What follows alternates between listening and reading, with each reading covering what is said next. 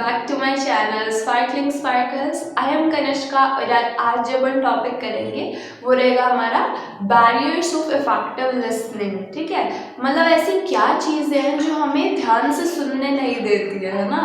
ऐसी क्या बैकग्राउंड से नॉइज आ रही है या फिर हमारी अटेंशन कहीं और जा रही है। ऐसी क्या चीज़ें, क्या रुकावटें हैं जो बैरियर बन जाती है, रुकावट बन जाती है हमारी सुनने की प्रक्रिया में।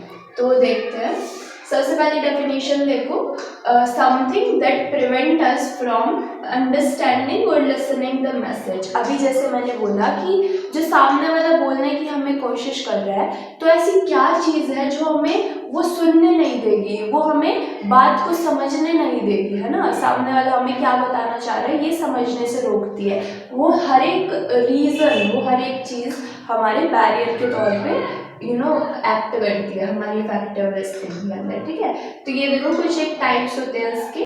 सबसे पहला है हमारा फिजिकल बैरियर और साथ में मैंने ब्रैकेट में लिखा है नॉइस। ठीक है, या डिस्ट्रैक्शन कुछ ऐसी, है ना। नॉइस वो सारी चीज़ें जिससे बैकग्राउंड से हमारी कोई ऐसी अनवांटेड साउंड आ रही है जिस वजह से हमारा जो फोकस है वो स्पीकर के ऊपर नहीं हो पा रहा है ना, हम ध्यान से नहीं सुन पा रहे हैं, तो वो सारे फिजिकल बैरियर्स में आएंगे। जैसे फॉर एग्जांपल अभी तुम ये वीडियो सुन रहे हो, साथ में से कोई तुम्हें बोल के चला जाता है कुछ, ठीक है, तो तुम्हारा ध्यान एक टाइम के लिए डाइवर्ट हो रहा है और शायद तुम एक दो लाइन जो मैंने बीच में बोली वो मिस कर दोगे, है ना।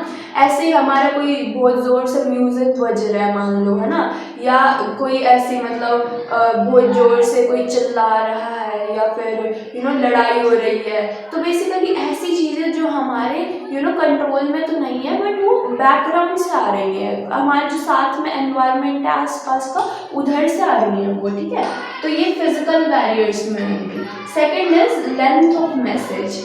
ये बात तो बड़ी ईजी होती है कि अगर हम कुछ बक बक बक ज़्यादा करते हैं तो हमारा जो सामने वाला जो लिसनर है वो हमें शायद ना सुनना चाहिए, है ना। हमारा ब्रेन क्या प्रोसेस करने की क्या कोशिश करता है कि जितना छोटा मैसेज होगा उतनी जल्दी हम क्या कर सकते हैं, उसको मेमोराइज कर सकते हैं, है ना। तो लेंथ ऑफ द मैसेज हमेशा छोटी रहनी चाहिए जिस वजह से हमारा जो लिसनर है वो हमारी बात को ध्यान से सुनेगा, और अगर हम ज़्यादा बोलते जाएंगे तो शायद इसका जो इंटरेस्ट है हमारी बात में वो ख़त्म हो सकता है। ठीक है, third is lack of time. ऐसा हो सकता है कि भाई एग्जाम से 2 घंटे पहले देख रहे हो, 1-2 दिन पहले देख रहे हो, है ना, तो लैक ऑफ टाइम हो सकता है। तो तुम क्या कोशिश करोगे कि जितनी छोटी वीडियो हो ना और ज़्यादा से ज़्यादा कंटेंट डिलीवर हो सके उतनी तुम सुनने की कोशिश करोगे, जल्दी जल्दी तुम्हारे नोट्स बन जाए, है ना। तो ऐसा हो सकता है हमारा कि किसी के पास टाइम कम हो तो वो हमारी बात को कम सुनना चाहिए और ये बैरियर की तरह रिएक्ट करेगा। ऑब्वियसली हम पूरी बात उसको नहीं बोल पाएंगे। ठीक है, फोर्थ इज लैंग्वेज बैरियर। ऐसा हो सकता है कि भाई हाँ, हम अपनी जो भाषा में अपने एसेंट में समझाना चाह रहे हैं किसी को और वो उसे शायद हिंदी आती हो लेकिन हम जिस लहजे में हिंदी को बोल रहे हैं, है ना, वो उस लहजे को ना समझ पाए, या हमने जो हमारे डायलेक्ट्स रहती हैं यानी कि जो रीजनल हमारी लैंग्वेज होती है वो उसमें मिक्स करके कुछ एक बोल दी तो वो सामने वाला जो है घबरा गया, भाई क्या बोल दिया, है ना। तो लैंग्वेज बैरियर हो सकती है, मान लो कोई दूसरी नेशनैलिटी का कोई पर्सन तुमसे बात कर रहा है, उसको तो कोई ऐसी लैंग्वेज चाहिए इंटरप्रेटर टाइप की, मतलब ट्रांसलेटर टाइप की, कि भाई हाँ बीच में वर्क कर सके, मॉडरेशन का काम कर सके, तुम्हें भी समझ आ जाए और सामने वाले को भी समझ आ जाए। तो लैंग्वेज भी हमारी बैरियर के तौर पे हो सकती है अगर कोई हमारी भाषा को नहीं समझ पा रहा है। फिर fifth is attitude of listener. शायद जो लिसनर मतलब कि हमारी बात, मैं मान लो स्पीकर हूँ और तुम जो हो लिसनर हो, क्या पता ऐसी बात कुछ मैं कह जाऊँ जो तुम सुनना ही ना चाहो, है ना। तुम्हें पहले से ही पता हो, तुम्हें लगेगा अरे ये तो मुझे पहले से ही पता है, मैं क्यों सुनूँ इस बात को, है ना।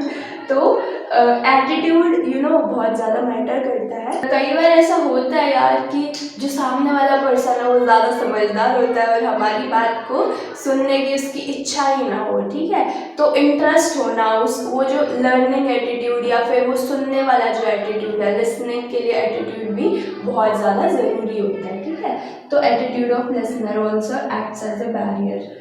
Sixth is our cultural barrier. तो यार ऐसा हो सकता है कि हमारे कल्चर के अंदर किसी बात को इम्पोर्टेंस दी जाती हो, उसे अच्छा बताया जाता हो, और दूसरे जो कल्चर के अंदर उसे बुरा बताया जाता हो, है ना। तो ऐसा हो सकता है कि हम एज अ लिसनर उस बात को जो वो हमारे कल्चर में जो बुरी बोली जाती है उसे सुनना पसंद नहीं करेंगे, है ना। तो कल्चरल बैरियर्स भी हो सकते हैं, कोई किसी के कल्चर में कोई भी बात अच्छी होती है, किसी के कल्चर में कोई होती है ना। तो कल्चर भी बैरियर की तरह एक्ट कर सकता है ना। Seventh is physiological barriers. अब ये देखो, इसको समझो ये क्या होते हैं। जैसे फॉर एग्जाम्पल मान लो कोई इंसान सुन ही नहीं सकता है, या फिर कोई इंसान ऐसा है जिसकी मेमोरी इतनी शार्प नहीं है, जो वो सारी बातों को ग्रेस्प कर पा रहा है जो सामने वाला बोल रहा है ना। कुछ एक ऐसे बच्चे होते हैं ना, देखो कि भाई एक बार बताई बात, उसी को रजिस्टर जल्दी से कर लिया ब्रेन के अंदर, और हम कई दिनों तक याद भी रख पाते हैं उस बात को। और भाई कुछ एक बच्चे ऐसे भी होते हैं जिन्हें 3-4 बार बताएंगे तब जाके एक बात समझ में आएगी। तो ये सारे फिजियोलॉजिकल बैरियर्स। अब कोई मान लो उसको हियरिंग प्रॉब्लम है ना, तो वो तो बिल्कुल बेचारा सुन ही नहीं पा रहा है तुम्हारी बात को, तो ये भी it also acts as a barrier, है ना। तो ये सारे कुछ एक बैरियर्स हैं हमारे इफेक्टिव लिसनिंग के अंदर, जिस वजह से हम सामने वाला जो कहना चाह रहा है उस बात को अच्छे से नहीं समझ पाते हैं, नहीं सुन पाते हैं, ठीक है। तो बस यार आज की वीडियो के लिए इतना ही था। आई होप तुम्हें बैरियर्स ऑफ इफेक्टिव लिसनिंग ये टॉपिक क्लियर हुआ होगा। अगर ये वीडियो अच्छी लगी हो तो इसको लाइक और शेयर कर सकते हो अपने फ्रेंड्स के साथ। साथ में इस चैनल को सब्सक्राइब कर सकते हो ऐसी और वीडियोस के लिए। Thank you very much for watching this video till the end. I will leave now और मिलेंगे नेक्स्ट वीडियो के अंदर। तब तक के लिए bye bye and best of luck for your exams. अच्छे करके आना, ओके।